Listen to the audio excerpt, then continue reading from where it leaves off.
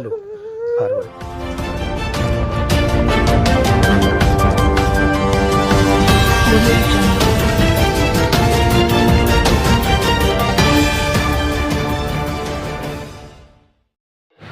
महाराष्ट्र आज विकसनशील दृष्टी असलेल्या नेत्याला मुकला आहे. दादांच्या जाण्याने कार्यकर्ता पोरका झाला आहे.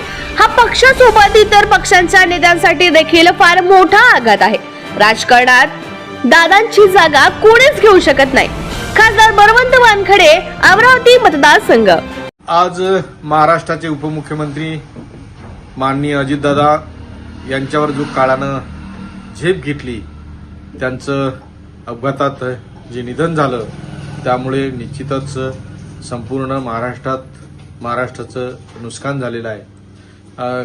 काही लोकांचं वैयक्तिक असेल, राजकीय असेल किंवा अन्य नुकसान असेल, ती जी हानी झाली ती न भरून निघणारी आहे. महाराष्ट्र एका द्रष्ट्या नेत्याला, विकसनशील दृष्टिकोन असणाऱ्या पुरुषाला आणि सामान्य कार्यकर्त्यांना दिलासा देणारा, हात देणारा नेता आज पडद्याआड झाला. त्याचं अतीव दुःख आहे. मी त्यांना या निमित्तानं भावपूर्ण श्रद्धांजली अर्पण करतो आणि थांबतो.